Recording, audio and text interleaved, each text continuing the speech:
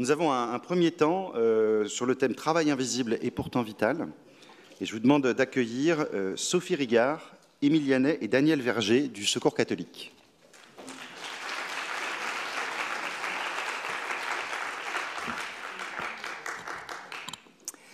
Bonjour à vous toutes et tous. Alors, en ce début d'après-midi, nous vous proposons de continuer à approfondir cet aspect de la réflexion sur le travail. On en a vu des lignes de force fondamentales ce matin. On a eu un temps spirituel qui nous a aussi permis de voir de quelle façon la Bible aborde l'enjeu du travail. On a vu que c'était fécond, mais à condition que l'homme soit là pour en faire quelque chose. Et le fil rouge spirituel nous a aussi aidé à entrer dans un des aspects que nous allons aborder cet après-midi, c'est-à-dire le travail. On peut regretter de ne pas en avoir aussi, on peut en faire et il n'est pas reconnu. On peut être en plein travail mais hors emploi. Ce sont ces différentes réalités à partir de la vie des gens, à partir du vécu des personnes que nous allons un peu approfondir avec vous aujourd'hui, cet après-midi. En effet, on parle, c'est le titre de notre après-midi, en quête de dignité, de sens et de reconnaissance.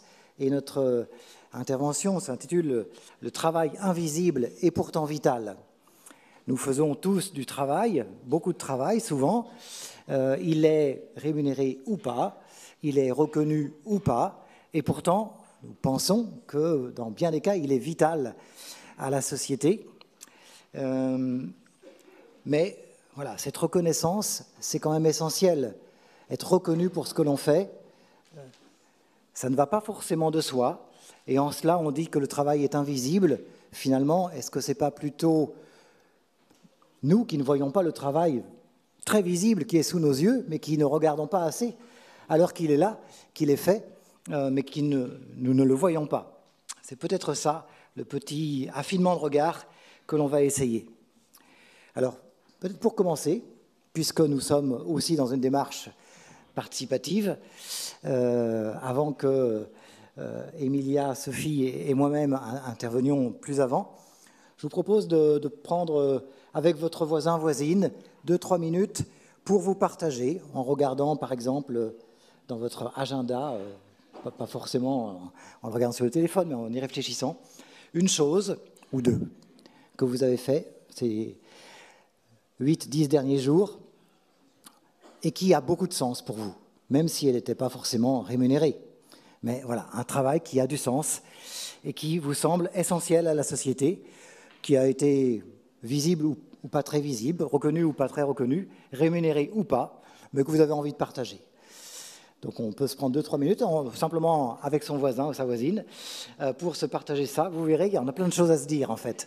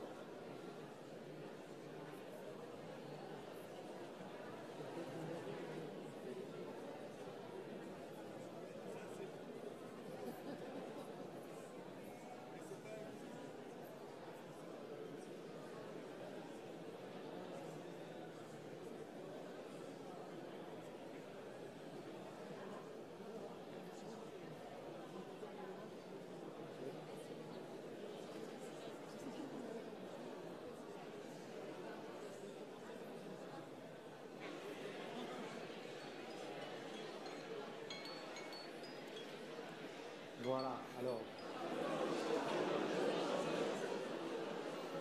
On pourrait continuer longtemps. On a beaucoup de choses à se dire au vu du partage que vous êtes en train de faire, du niveau sonore. Bravo. Je vous invite maintenant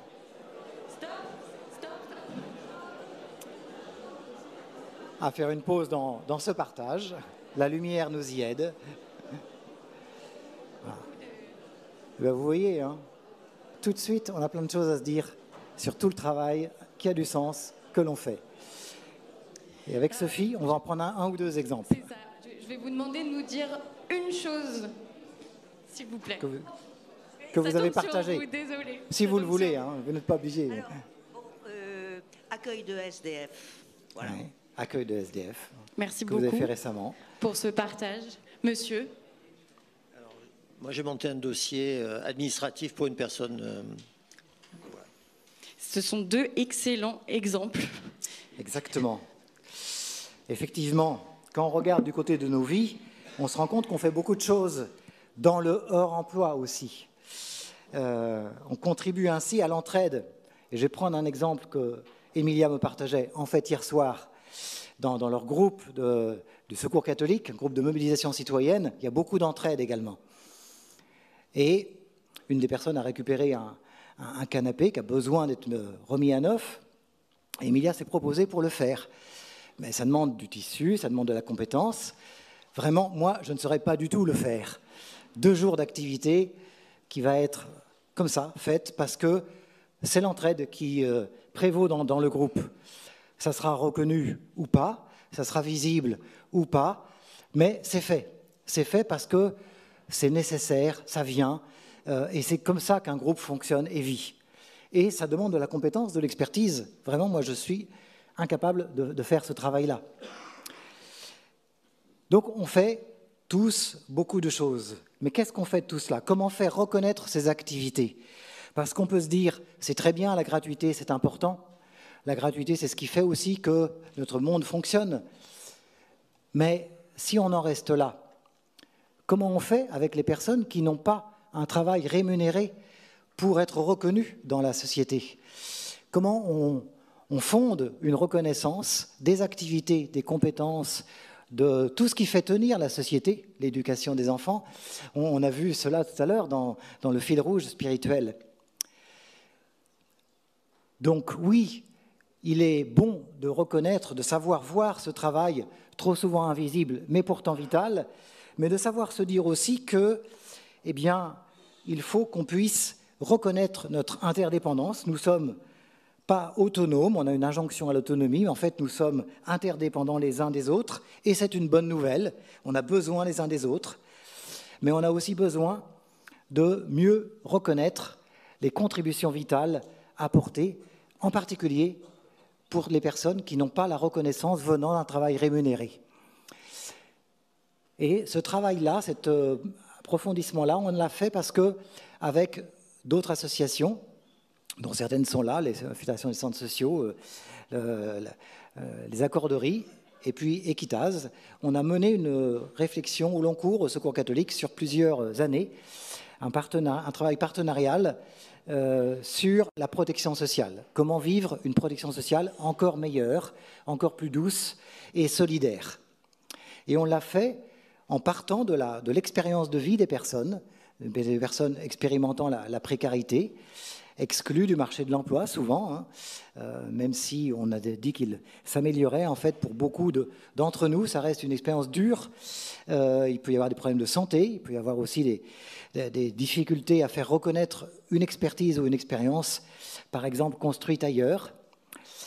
Et donc, avec ces démarches qu'on appelle de carrefour de savoir, où on confronte, où on partage des savoirs qui se construisent ensemble à partir du savoir de la vie, du savoir des gens, mais aussi à partir des savoirs militants dans nos organisations ou savants, des spécialistes de la protection sociale, par exemple, de produire une nouvelle réflexion. Et une réflexion qui s'est dit dans ces dernières années, notamment, travaillons sur de quelle façon on aborde les activités qui sont importantes, mais non reconnus, non rémunérés. Et c'est un boulot de dingue. Ces activités réalisées hors emploi, elles sont utiles, elles sont essentielles, elles représentent une large part de ce qui fait tenir la société. Si elles étaient comptabilisées, elles feraient monter le PIB très, très significativement. Et pourtant, dans notre protection sociale, c'est le travail-emploi, ce sont les cotisations issues du travail qui font tenir la protection sociale. C'est la clé de voûte de notre protection sociale. Donc, tant mieux, mais comment aussi peut-on penser d'autres aspects qui font en fait tenir la société? Et puis aussi comment chercher des reconnaissances, parce que dans la réalité, quand on est sans emploi, on affronte en fait un regard souvent dur. On est qualifié déjà d'inactif par la statistique, mais aussi parfois par le regard ou par les expressions des personnes que l'on rencontre. Voire, on nous demande d'être activés, comme si on n'était pas déjà actif dans la vie quotidienne et dans les engagements que nous avons. On nous traite même parfois d'assistés. C'est tout cela qui fait mal au cœur, qui fait mal parfois au corps, qui empêche de pouvoir se sentir bien, et c'est à cela que nous avons travaillé. J'ai passé la parole à Emilia.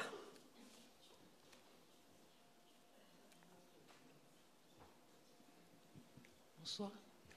Je voulais simplement partager un peu.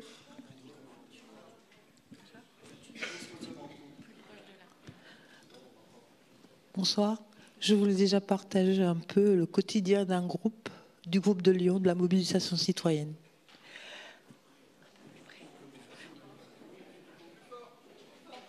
Malgré l'importance de ce que nous réalisons au quotidien, nous vivons de nombreuses injustices. Nous nous sentons stigmatisés, le regard des autres est souvent dur. Cela provoque du stress pour toute la famille. Alors que pourtant, on apporte de l'aide à nos familles. Nous avons mis en avant le manque d'argent et la pression de tout ce qu'il y a à faire et de l'urgence de l'aide à apporter aux autres parce qu'on dépend tous les uns des autres. Par exemple, durant le Covid, les gens se sont entraidés dans notre quartier. Des jeunes ont apporté des repas pour les plus âgés. Au Secours catholique, Marie-Jeanne, Sonia et beaucoup d'autres de notre groupe ont aidé des personnes en allant leur porter de l'aide. On n'a pas compté, il fallait simplement s'entraider. Mais on a beaucoup reconnu et remercié pour cela. Le regard continue à être... mais on n'a pas beaucoup reconnu et remercié pour cela. Le regard continue à être dur. Quand on est pauvre, on s'entraide sans appui de l'administration. A contrario, quand on a des revenus suffisants pour payer des impôts sur le revenu, on est aidé pour contribuer. Je continue. Nous avons fait un inventaire des activités vitales et utiles que nous réalisons en regardant dans nos agendas. Ces activités témoignent du fait que nous sommes dans la prise en charge des besoins, dans le soin des autres.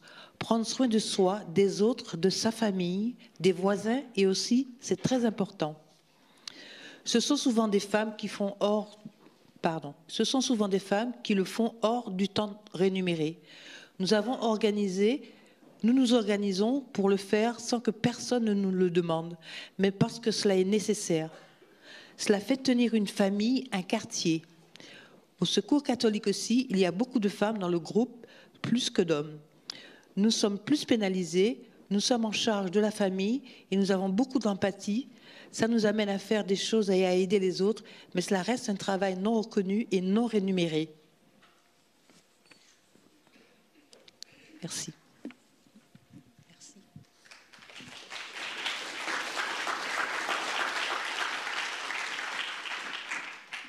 Merci Emilia. Je vais prendre la suite. Ce travail, il a donc consisté à plonger dans tout ce boulot de dingue, dans toutes ces activités utiles, essentielles, vitales à la société. Et on a réalisé plusieurs choses. On a réalisé que, en fait, ces activités, elles étaient aussi réalisées dans l'emploi et qu'une même activité vitale à la société pouvait être réalisée sous différents statuts. C'est le cas du travail domestique, c'est le cas du travail d'aidant, c'est le cas aussi de l'entretien des espaces verts, de son jardin. On peut le faire dans le cadre d'un emploi l'emploi comme hors du cadre d'un emploi. Et en fait, tout ce qui se passe dans le hors-emploi nous amène nécessairement à parler aussi des turpitudes du monde du travail-emploi et de la question de la perte de sens aussi. C'est pour ça que ce rapport, il invite à changer de perspective et de regarder déjà le caractère essentiel d'une activité et une activité, qu'elle soit réalisée dans le cadre d'un emploi ou dans le cadre en dehors d'un emploi, il y a 3 prismes qui sont intéressants à regarder. Le premier prisme, c'est la rémunération. Est-ce que pour réaliser cette activité, on est rémunéré ou pas? Parce que c'est essentiel de pouvoir vivre dignement. Le deuxième prisme, c'est l'utilité. À quoi ça sert pour soi, pour les autres, pour la société? Et le troisième élément qui est fondamental, c'est la question du choix. Est-ce que réaliser cette activité est librement choisi ou pas? Est-ce qu'on le fait par la contrainte? Est-ce que quelqu'un tire profit potentiellement du fait que cette activité est réalisée gratuitement? En fait, dans le carrefour de savoir, donc dans le groupe de personnes qui a produit ce travail, il y a une personne qui s'appelle Étienne qui a choisi d'être aidant de sa grand-mère. Il y a une autre personne qui s'est arrêtée de travailler volontairement pour s'occuper de ses enfants pendant plusieurs années. Là, c'est un choix. C'est un choix, mais ils en ont payé les conséquences. Ça veut dire des petites retraites à la fin. Ça veut dire vivre au RSA, c'est-à-dire sous le seuil de pauvreté. Et parfois, il n'y a pas le choix. Et c'est le cas de Germaine. Germaine n'a pas d'emploi et elle s'occupe de son mari malade. Et ce rôle-là lui pèse. Elle aimerait bien le partager avec une aidante professionnelle, mais elle n'en a pas les moyens. La question donc, c'est comment on favorise les activités utiles et vitales hors emploi, parce que porteuses de sens et parce que parfois plus porteuses de sens que le travail dans l'emploi, dans des conditions qui préservent la liberté, le choix des personnes et tout en sécurisant les conditions de vie. C'est pas acceptable que toutes ces activités essentielles à la société, elles soient réalisées dans des conditions de pauvreté qui aujourd'hui sont indignes de notre pays. Et quand on parle de sécuriser, on parle de revenir aux fondamentaux de la protection sociale, détaillé dans l'ordonnance de 1945, qui dit « Le but final est la réalisation d'un plan qui couvre l'ensemble de la population du pays contre l'ensemble des facteurs d'insécurité ». Ce travail, il a donc interrogé notre modèle de protection sociale, c'est-à-dire le travail-emploi n'est pas le tout de la vie humaine, et c'est important de le rappeler. Il a interrogé notre système économique, penser autrement l'emploi en se réappropriant la notion d'utilité, avec l'enjeu démocratique aussi de qui définit l'utilité, en tout cas les activités essentielles et vitales qui devraient être davantage valorisées dans notre société. Et il pose la question aussi de le travail-emploi, oui, mais pas à n'importe quel prix. Ce qui revient souvent dans les personnes qui sont aujourd'hui exclues du marché de l'emploi, c'est aujourd'hui je vis dans la pauvreté mais je réalise des choses qui font du sens parce que j'entraide, je suis dans des actions d'entraide. C'est de manière contrainte aussi et j'aimerais bien être plus sécurisée dans mes conditions de vie, mais retourner à l'emploi pour finalement avoir un boulot qui fait perdre le sens d'un certain nombre de pourquoi on s'active toute la journée, c'est aussi ça qu'elle pose. Et donc ce retour à l'emploi, c'est pas à n'importe quel prix et c'est important de le dire aussi. Et c'est important que la reconnaissance des contributions hors emploi servent aussi à questionner les défis, en tout cas contribuent à répondre aux défis actuels du monde du travail, et notamment, je le rappelle, sur la question du sens. Et donc la question fondamentale, c'est peut-être comment ne pas être tiraillé entre aider quelqu'un qui en a besoin, prendre du temps avec ses enfants et devoir occuper un emploi, car finalement, occuper un emploi aujourd'hui, c'est la seule source de revenus possible. Alors il y a des pistes. Il y a des pistes pour agir dès maintenant pour la reconnaissance des contributions essentielles à la société des personnes aujourd'hui exclues du monde du travail. Ça passe d'abord par la garantie d'un revenu minimum décent. C'est important de rappeler aujourd'hui que le RSA est à un niveau trop bas, 607 €, quand le seuil de pauvreté aujourd'hui est à 1200 € et que c'est inacceptable. C'est la condition de tout en fait. C'est ça qui permettrait de sécuriser ces activités utiles et essentielles à la société. Un revenu minimum décent, ça permettrait de ne pas avoir à consacrer une grande partie du temps dedans à se battre pour survivre. Et ça, ce serait une reconnaissance que les gens ne sont pas inactifs. Et ça, ce serait déjà un grand pas. Alors il y a des choses la société, enfin le modèle de protection sociale a déjà reconnu des formes de reconnaissance pour les contributions en dehors de l'emploi. C'est la question c'est les trimestres de retraite finalement. Quand on met au monde des enfants et qu'on les élève, on a des trimestres de retraite supplémentaires. Donc on a reconnu, enfin ça existe quoi. La prise en charge des frais et des risques, c'est tout un tas de bénévoles qui sont au RSA, au Secours catholique, quand ils vont dans l'équipe avec leur voiture, ils ont des frais et ils ne peuvent pas les défiscaliser pour le coup, enfin ils peuvent pas parce qu'ils ne payent pas d'impôts. Donc c'est aussi cette question du crédit d'impôt qui devrait exister pour les personnes aujourd'hui qui ne sont pas imposables et qui pour autant décaissent un certain nombre de coûts de leur activité bénévole. La question des risques, on est couvert si on est bénévole dans le cadre de son activité bénévole, mais si on est aidant sans statut, aujourd'hui, s'il se passe un souci, on n'est pas assuré.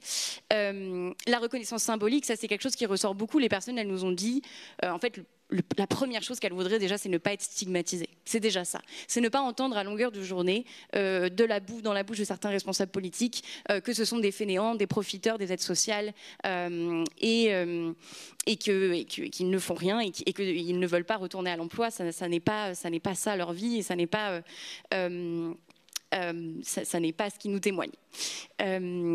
Et donc cette question de la visibilité sociale, c'est par exemple il y a eu des cérémonies ou des célébrations après le Covid pour les bénévoles qui avaient fait des masques, etc. Et c'est peut-être maintenir cette question de la reconnaissance symbolique. La rétribution financière pour expertise par exemple, c'est des personnes ayant l'expérience de la précarité qui interviennent au Conseil national de lutte contre des politiques de lutte contre l'exclusion, le CNLE. Comment on rémunère l'expertise des personnes qui vivent la pauvreté. C'est la question qui s'est posée dans le Carrefour de Savoir, où il y avait des salariés du Secours catholique qui participaient et qui étaient rémunérés pour ça, et des personnes ayant l'expérience de la pauvreté qui n'étaient pas rémunérées. Et cette question de comment on valorise davantage les compétences et les droits à la formation. Je pense qu'on peut passer à la slide suivante, avec quand même des lignes rouges, des points de vigilance qui sont importants à rappeler tout de même quand on parle de reconnaissance de ces contributions. Je les passe rapidement parce que je vérifie l'heure, mais je crois que j'ai 1 ou 2 minutes. L'obligation à contribuer. On a sorti ce rapport en septembre 2023, à l'époque où la loi plein emploi, qui entrera en vigueur au 1er janvier 2025 et qui conditionnera le RSA à 15 heures minimum d'activité obligatoire par semaine. Cette loi, elle venait d'être discutée au Sénat et elle arrivait à l'Assemblée nationale. Et donc on était dans un moment on était sur une ligne de crête de dire les personnes hors emploi font plein de choses dans la vie, dans leur vie, mais c'est pas pour ça qu'il faut les obliger à contribuer en fait. Or, les 15 heures d'activité obligatoire, c'est une forme d'obligation à contribuer. Et on est fondamentalement opposé à ça parce que ça veut dire conditionner une aide sociale alors que le RSA, c'est un minimum vital. Il devrait souffrir d'absolument aucune contrepartie. Parce que les personnes nous disent « laissez-nous libres de contribuer et nous contribuerons ». Et si on commence à nous obliger à contribuer, là, ça commence à devenir plus compliqué. Aussi parce que qui dit obligation à contribuer dit quand on ne peut pas contribuer, on est stigmatisé pour ça. Et il y a aussi des personnes qui nous disent parfois on ne peut pas, parfois ça va trop mal dans la vie, parfois on ne peut pas donner, on a juste besoin de recevoir pendant un temps. Et ça, il faut l'entendre aussi. Et enfin, sur ce point, on devrait regarder les contributions des personnes pour leur utilité à la société, et pas pour l'employabilité des personnes si elles font ces activités. Et en fait, on rentre dans une logique qui est faire des choses pour être employable, faire du bénévolat pour espérer un jour avoir un emploi. Et en fait, c'est aussi, on prend connaissance de tout le travail gratuit qu'on est prêt à faire toute une vie maintenant pour peut-être un jour être embauché, peut-être un jour avoir un CDI. Et tout ça, ça ne nous semble pas être le bon chemin que devrait prendre notre société. Très rapidement, les pièges de l'institutionnalisation, c'est si on commence à comptabiliser comptabiliser les heures des gens, et c'est ce que fait la loi plein emploi finalement, là, c'est là-dedans qu'on va rentrer. Comptabiliser, dire combien d'heures vous avez passé à faire telle activité, pourquoi, commencer à hiérarchiser les activités, est-ce que cette activité elle est plus valable qu'une autre, on tombe dans quelque chose qui est comptable, qui est très néolibéral et qui n'est peut-être pas le bon chemin non plus. Et enfin, le risque, c'est la dévalorisation des métiers du care. Il y a plein de gens hors emploi dans leur vie qui font des activités du soin.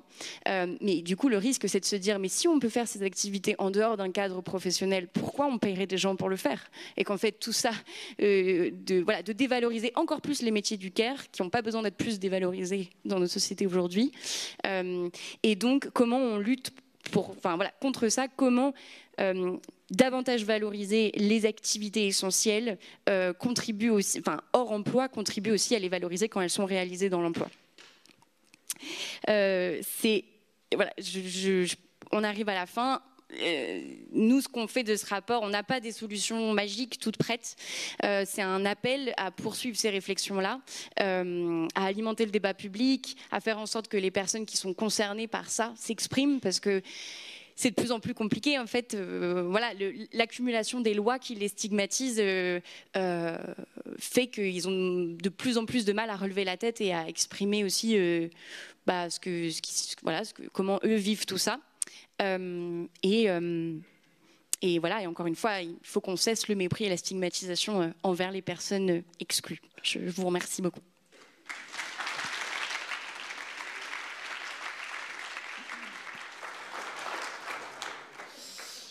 Merci. Donc, vous voyez, dans cet après-midi, en fait, finalement, cette réflexion est un peu une introduction. On s'est dit qu'on avait tous besoin de reconnaissance. On est tous en quête de dignité. On fait aussi tous plein de choses, mais c'est particulièrement important pour des personnes qui sont en situation non choisie, pas à la retraite, d'être en situation de emploi, de ne pas être en emploi, donc avec une reconnaissance économique, financière, mais aussi sociale suffisante. Il y a des pistes, c'est la bonne nouvelle. Des pistes existent, elles méritent d'être approfondies, creusées. Et là, comme il nous reste 10 minutes, ce que je vous propose, c'est de reprendre avec le voisin avec lequel vous avez partagé votre activité un petit temps sur, finalement, de ce qu'on a entendu, comment ça résonne. Et pour celles et ceux qui sont prêts à faire fonctionner leur téléphone ou les papiers, envoyez-les, puis on va écrire des questions, on va en prendre une ou deux, mais on va y répondre. Mais vous pouvez déjà vous partager entre vous comment ça résonne, ce qu'on vient d'entendre, en sachant qu'on aura tout l'après-midi pour approfondir différentes facettes. L'intelligence collective va nous y aider. Les tables inspirantes vont nous apporter aussi d'autres regards sur les contributions utiles et importantes. Et même à la fin, la réflexion sur territoire zéro chômeur de longue durée est une autre facette de l'importance du travail pour une société qui fonctionne bien.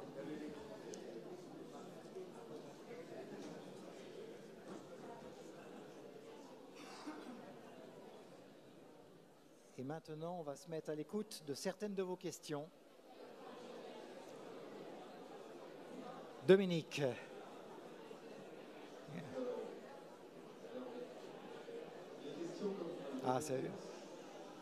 Quand on participe, c'est difficile de s'arrêter, c'est normal.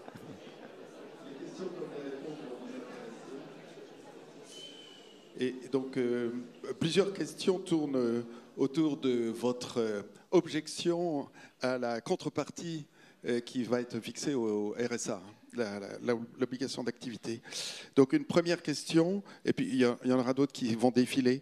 Ne croyez-vous pas que, contrairement à ce que vous avez indiqué, qu'une contrepartie au RSA va dans le sens de la dignité des personnes, puisqu'ils ne sont plus des assistés et donc on ôte de la stigmatisation? Oui, il y a sans doute plusieurs questions qui vont dans ce sens-là et c'est normal.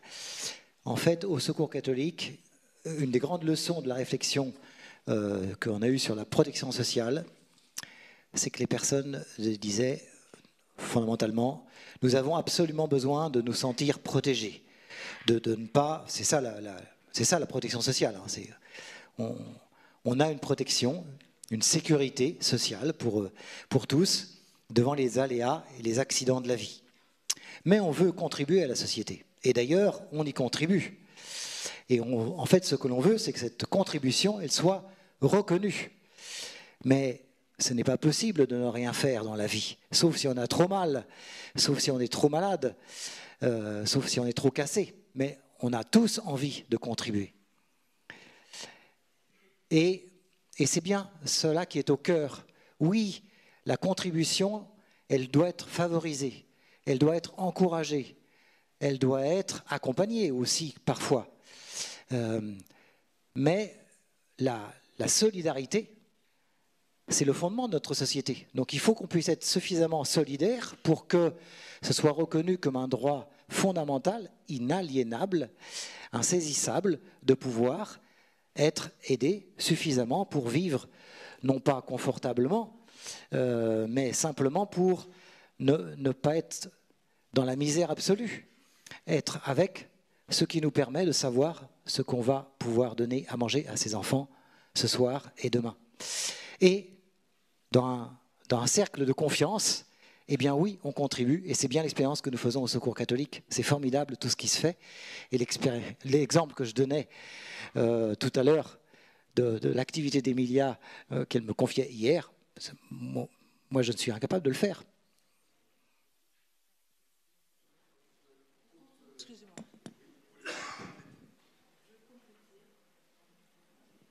Je voulais simplement compléter.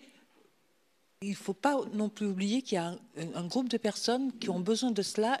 On peut faire pression sur eux. Pour pas... Plus près. Il y a un groupe de personnes à laquelle il faut penser, ceux qui n'ont aucune pression, mais qui font la contribution. Ils peuvent décider, puisque les autres sont payés, j'arrête. Ce groupe de personnes qu'on ne peut pas faire pression sur eux, ils vont en faire quoi? Il y aura moins d'aide. Donc on ne peut pas faire pression sur tous les bénévoles. Tous les bénévoles n'attendent pas après le RSA ou je ne sais pas quoi. Il faut voir ça aussi. Hein. Il y a ce côté-là. Qui gagne, qui perd. Deuxième question sur la contrepartie.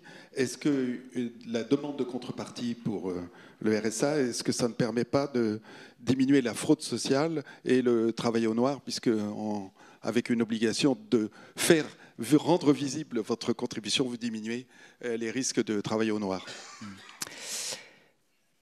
Alors oui, cette question du travail au noir, finalement, quand on reconnaît mieux les contributions, ça peut peut-être avoir un effet positif. Je voudrais revenir sur la question des questions de fraude. Ça vient souvent aussi autour de la fraude sociale. Et c'est important, finalement, de prendre ça au sérieux, parce qu'une protection sociale pour tous, c'est une protection sociale qui fonctionne. Donc c'est une protection sociale où on est à la fois contributeur, autant qu'on peut, pas toujours monétairement, encore une fois, mais on contribue à la société. Mais c'est aussi une protection sociale qui est notre trésor commun, qui est notre solidarité commune. Donc il faut protéger aussi, qu'il faut faire vivre.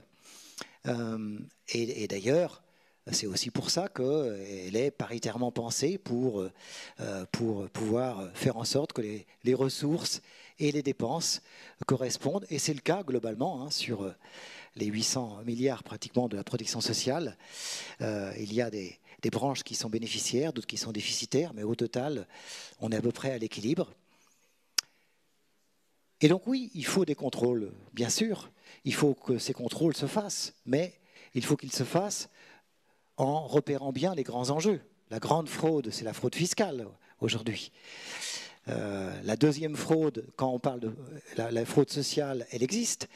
Mais quand on parle de fraude sociale, qui représente grosso modo un dixième de la fraude fiscale, l'essentiel de cette fraude sociale, c'est les fraudes aux cotisations sociales. C'est les fraudes justement issues du travail au noir ou de facturation que l'on fait qui n'existe pas, donc des fraudes professionnelles en fait. La fraude, parce qu'on a cherché à frauder sur de maigres ressources, c'est une pauvre fraude. Ça représente moins de 1% de la fraude fiscale.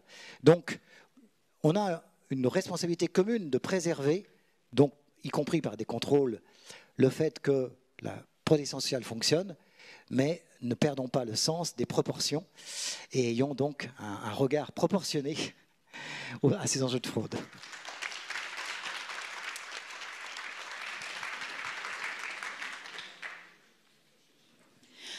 Dernière peut-être. Oui, ouais, un mini-mot. Sur la question du travail au noir, en fait, c'est le fait d'avoir des minima sociaux qui sont extrêmement bas favorise le travail au noir. En fait, il y a des gens qui ont le RSA et qui travaillent au noir à côté pour un complément de revenu parce que donc finalement augmenter les minima sociaux réduirait le travail au noir. Et sur la question de l'obligation, nous on pose la question de l'accompagnement qui est dû aux personnes. C'est-à-dire que s'il y a un accompagnement qui est qualitatif avec des travailleurs sociaux et des conseillers qui sont disponibles dans un accompagnement bienveillant, avec un lien de confiance qui est créé avec la personne, ça fonctionne. Et on ne comprend pas pourquoi on est obligé d'obliger les personnes à justifier de 15 heures d'activité par semaine.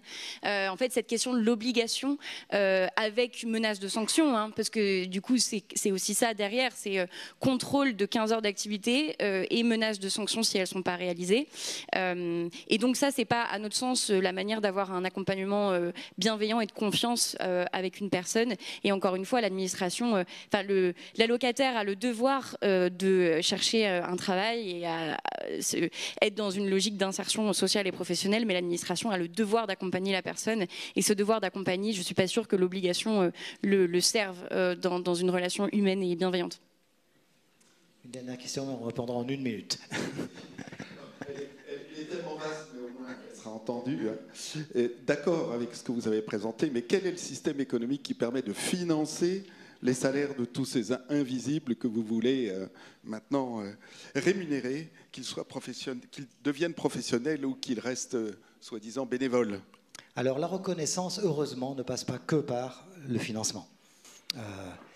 Donc c'est vraiment un enjeu collectif de se dire quels sont les bons moyens d'être dans la reconnaissance de ce que nous faisons aussi hors travail. On peut avoir beaucoup voilà, déjà une société où on se respecte les uns les autres, où on met moins la pression négative sur les plus pauvres, où on est solidaire. C'est déjà un mode de reconnaissance, on l'a évoqué, la reconnaissance symbolique est extrêmement importante.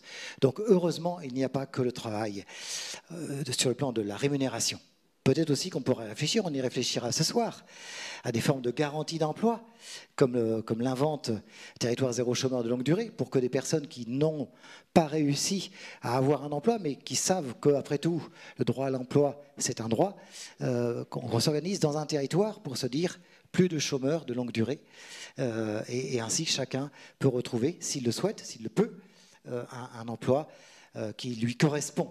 C'est aussi le travail qui s'adapte à la personne et pas simplement la personne qui doit s'adapter au travail. Et puis, tous les systèmes d'entraide. Et les accorderies expérimentent ça, par exemple, les systèmes d'entraide qui nous permettent de nous rendre des services avec une reconnaissance associée sur une comptabilité temps plutôt que monnaie. Voilà des pistes, mais creusons ensemble, c'est ce à quoi on vous invite dans les tables inspirantes, creusons ensemble les différentes façons d'avoir une société qui reconnaît les différentes contributions. Merci à vous.